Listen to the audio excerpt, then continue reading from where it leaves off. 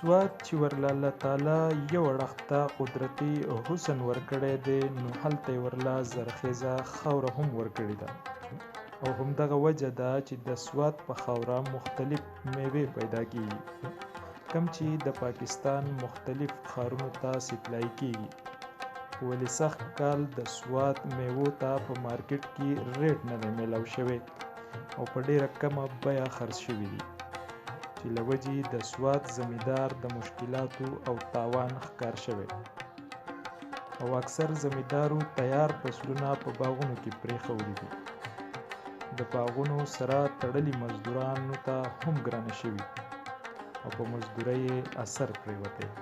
شیرولی خان دی دلته د الیچو کار کوو 600 روپۍ دیاړي ده 8 ګنټه ډیوټي کوو. ریټونه ډېر زیات خراب دي چې موږ 2 ورځې دیاړي وکړو نو بیا 3 ورځې دیاړي نه وي د دې وجې باغانونو کارونه لکه ډېر زیات خراب دي نو بیا 2 ورځې دیاړي نه وي چې یو 2 ورځې دیاړي وکړو نو 3 ورځې بیا نه وي. زه یم د سنډوکې زما نوم رحم شیر دی.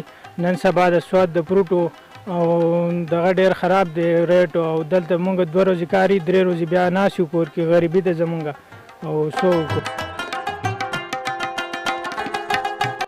د سواد کوټې زمیندار محمد زبیر خان وایي چې زمیندار د ملک د معیشت یو اهمه حصه ده او که چیرې حکومت د سواد زمیندارو له توجه ورنه کړه او د دوی مسایل حل نه کړه نو د سواد باغوانان او د باغونو سره تړلي د مزدورانو یو غټه طبقه به بېروزګاره شي.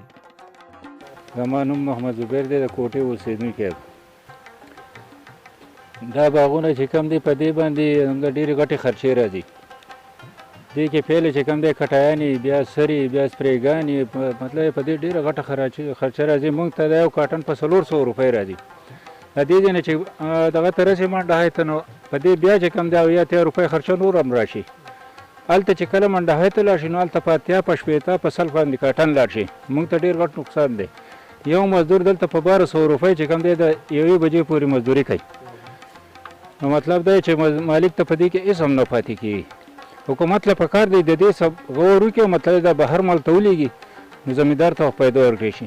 د سواد الوچۍ ده خوبانۍ ده شلتالو دی یعنې خلک په جړاو جوړ ډک باغونه خلکو پرېښودل. ولې زموږ حکومت داسې نه اهل حکومت دی چې بالکل مطلب دی د دې خیال نه ساتي چېرې دا قوم دی د قوم له څه پیدا ورکړو.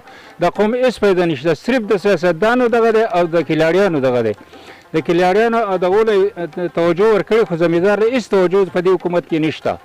پکار ده چې زمیندار له دا توجه ورکړي چې زمیندار مطلب دا یې ښه شي نو ټول ملک پرې ښه شي. چې زمیندار کمزوری نو هېڅ هم نه کېږي. په کلاړي او په سیاستدانو هېڅ نه کېږي. ولې دا خو ټول کرپشن خلک دی کرپشن کوي او ملک یې تباه او برباد کړو. زمیندار له هېڅ پیدا نشته. پکار دی چې زمیندار له دې پیدا ورکړي. دلته کې دې باندې څومره خلک په روزګار کېږي د خلکو سره. زما سره یوازې چې کوم دی 15 کسان مزدوران دي چې د هر سړي 50 شپېتۍ نو که چېرې دا باغونه داسې غوځار شول نو دا ټول خلک به بېروزګاره شي او ملک به ډېر تباه غاړې ته نور هم مخ شي. سواد د پاکستان هغه سیمه چې د فروټو د باغونو او د خپل قدرتي حسن په وجه باندې یو ځانګړی حیثیت لري. وکته چې زمونږ په سکرین باندې زمیندارو دغه ګیله وکړه چې دوی ته هغه ریټ نه میلاویږي کمی خرچې چې په دغه باغونو باندې راځي. هم دغه وجه ده چې په باغونو کې تیار فصلونه پاتې شوي دي. کیمرامین شهاب خان سره مظفر شاه باچا MP نیوز سواد.